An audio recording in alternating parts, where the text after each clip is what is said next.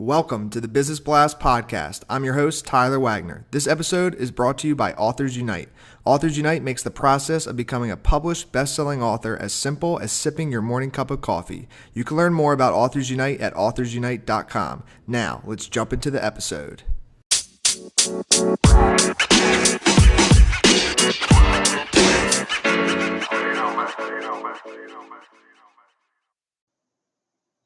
All right, everyone. Welcome back to another episode of the Business Blast podcast. I'm your host, Tyler Wagner. Today, I have Jeff Seams with us. He is an international business director at VNU Asia, which is China's oldest exhibition organizer, and Shanghai business coach that helps professionals in high-stress jobs empower their energy, productivity, and communication. So welcome to the show, man. Hey, Tyler. Really appreciate it. Been looking forward to this for a while. Of course, man. Grateful to have you here, Jeff. We'll jump into the first one. The first question I have for you is, what is the best story from your life that has an underlying valuable message? It's a good way to start off the podcast for sure. When your parents, when you're having a bad day, when you were a kid, you're like, say school sucks, or, you're a little bit older and I don't like my job and everything. Your parents always like, have a positive attitude and, you can do better and just it'll get fine. My dad always came to me and he was very calm when he said this. He just said, Jeff, take a breath. You don't know what a bad day is. And the reason he said this is because his father, my grandfather, said this to him. And there's a reason behind you don't know what a bad day is, because my grandfather was a POW in World War II from the Japanese. For 3.5 years, this man experienced horrors that he didn't really share with anybody. My family, my dad, my uncle, they don't really know what happened much, but I'm sure you can let the imagination roam and kind of figure out for yourself what those men of the greatest generation went through, especially the horrors of World War II. So when my father was having a bad day, he was, school was bad, or hey, I don't like my job. Same thing that we all do. We all complain. My grandfather would say, hey, you don't know what a bad day is. You can suck it up. Life's good. You have it really good for yourself. And this, you don't know what a bad day is, quote, I think of a lot, because we don't have it bad. We have it very good. We've grown up in a lot of peace. We've grown up pretty spoiled as Americans and just living well anyway. So I always try to remind that to myself. I've written that down in places at work. Something good doesn't go down. So as you know, being an entrepreneur, you don't always win the deals, and it's a little frustrating, and maybe you're really hoping for something, but you don't really know what a bad day is. It just puts everything into perspective. Dude, thanks for sharing that with us. That does put it in perspective. And for me, I always try to think about it in that way too, where it's like anytime I catch myself complaining, or I'm thinking that things are not as good as they should be or something, I put myself, I'm like, whoa, man, there's people that are just trying to eat, you know what I mean? They're trying to reach their basic human survival needs. And as most Americans are, in a sense, we already have those things met. So to complain about anything is pretty wild when we have it as good as we do. So I appreciate you sharing that with us. Yeah, for sure. So the next one I have for you, Jeff, is, what is the most valuable piece of information we should know that's within your expertise or industry? It doesn't matter if it's in the industry exhibition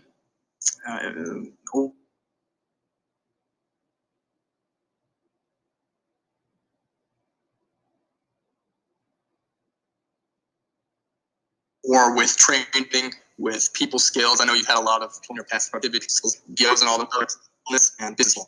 I've seen that in all the types of jobs I've done. Business is that you can be very, very skilled in certain technical aspects of your job, and that's very important depending on what you're doing.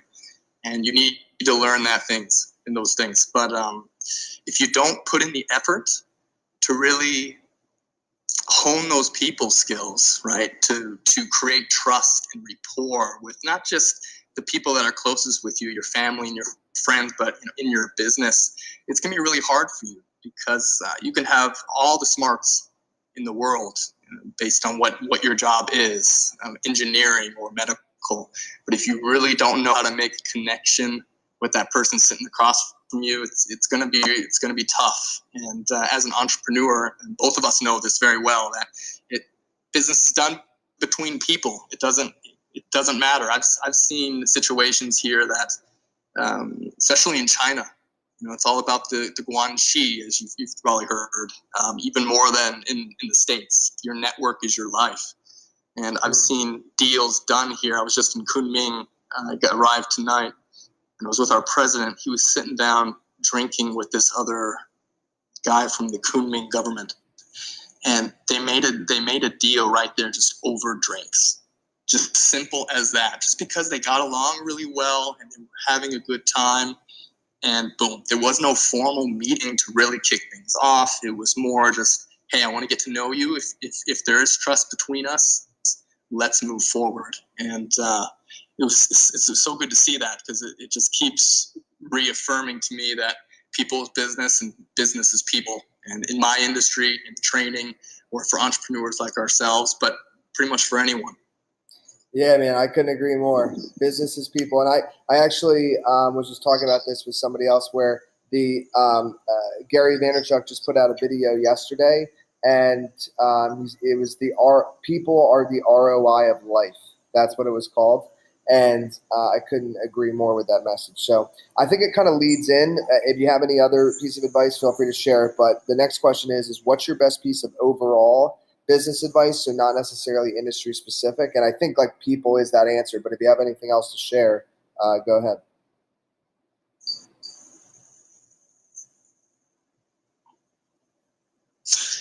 Yeah, the last question was pretty much covered that overall piece of business advice. People's business, business is people. But to add on to that just a little bit, to go deeper, I would say put your phone down. when I say put your phone down,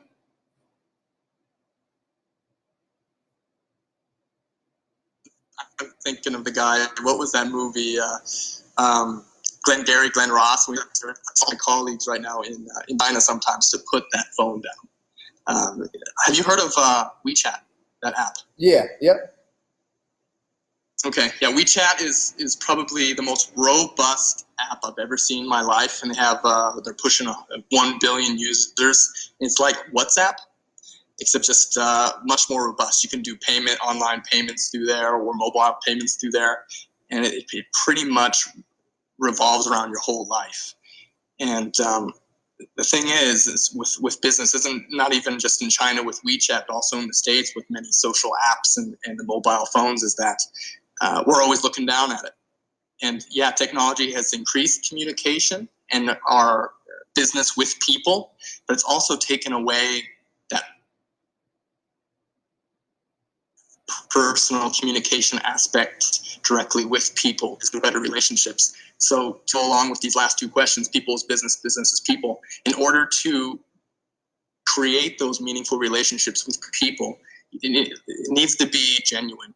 And I feel that sometimes that mobile device takes away from that. I agree. And if you could give your younger self one piece of advice, what would that be? I would say not to seek advice from everyone. And it's okay to be open-minded. And I felt that when I was younger, it was a strength, that I was really curious and asked people for their advice and wanted to hear their thoughts and their opinions of what I was doing or how I could be better.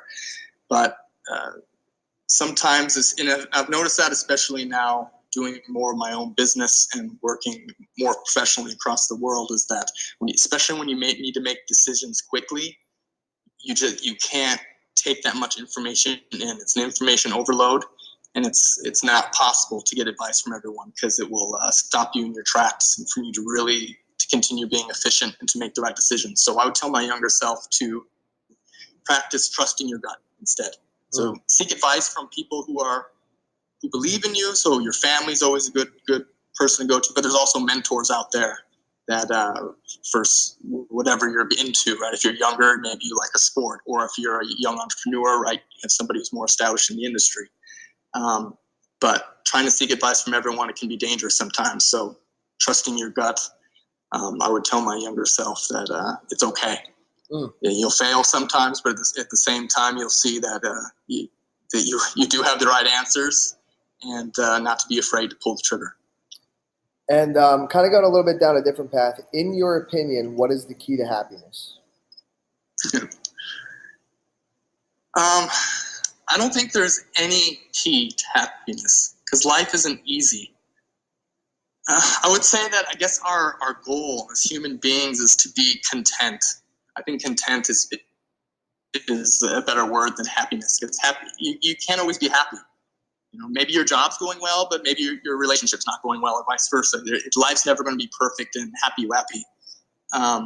It's to be content. And I guess if there is an answer to this question, a key to this happiness or contentment is to always strive to evolve. Because as human beings or as any organism on this earth, we're always trying to evolve to be the best thing we can be. And I think that's what we are subconsciously doing, is evolving as a race to be better with more. We're going after more technology. We've invented this. Look where we come to as 7 billion people. I think that individually, if we always strive to be better and evolve ourselves, that's I guess the key to contentment, or a key to a overall healthy lifestyle or a happy life. Mm. And what is the best book that you've read, and what was the number one thing you learned from that? Well, as we spoke about a couple weeks ago, anything Tim Ferriss related is absolutely great. I have all his books on my shelf. They're like Bibles up there. But I'd say that probably the last book I read in the last year or two that really was really interesting to me was something that maybe you haven't heard before. It's called Prisoners of Geography from Tim Marshall. And it's about how geography still plays a role in how different governments are making their decisions and their policies and how they interact with the other countries around them. Like why did Russia go into Ukraine, for example? The book goes into, it's all about geography against the EU powers. Or what about Japan? Many say that Japan has actually become the power, not China, because of where they are. They need to be. This book put a lot of politics and history into perspective, and because we forget about that, we just think that there are no borders anymore, and that geography, that land between us, still plays a role in a lot of things that are good between countries, but also can cause some stress and some political, I guess, political discussions. And what this taught me then from a business perspective or a life perspective is that life is all about positioning sometimes. So you have to position yourself to gain advantage in some ways, or to position yourself for success. But also you need to understand where people are positioning themselves, where they're coming from. If you understand where people are coming from, you can create a better connection with them, or you can create a better business with them. Or if you're trying to work with them, you need to understand where they're coming from, what position they are, where they are geographically, for example. So this book is just really interesting to me, and it pulled a lot of information from politics, history, geography, and you can go more into it and analyze it into your business life as well. Yeah, it sounds really interesting. I have to check that out. The next one I have for you, man, is what is your favorite quote and why? Okay. My family always told me to believe in yourself, even when no one else does. And they said that to me as a little kid, just okay, great. And they continue to say it to me. And I've begun to say that to other people as well. It's played a big part of my life because, hey, the world's tough out there. And human beings are very collaborative. We work together and we want to help each other, but we're also very competitive. So there's a lot of people pulling you down, right? And it's always going to happen that way. It's a competitive world out there in business and just in general. So you always have to believe in yourself, because if you don't believe in yourself, who will, right? You're not going to have a lot of support behind you in certain situations. So you got to stay positive and keep looking forward, and know that you can, even if you fail, you can come to the right conclusions later and optimize what you need to optimize and to reach where you need to go. Yes, man. Dude, thank you so much for coming on. The last question I have for you before we let you go is, where's the best place for people to find and connect with you online? LinkedIn would be great. You can find me under Jeffrey Seams. Perfect, man. Thanks again for jumping on. I appreciate it, Tyler. Thank you for the invite. The podcast you just heard was published with Anchor. Got something you want to say to the creator of this show? Send them a voice message using the Anchor app, free for iOS and Android.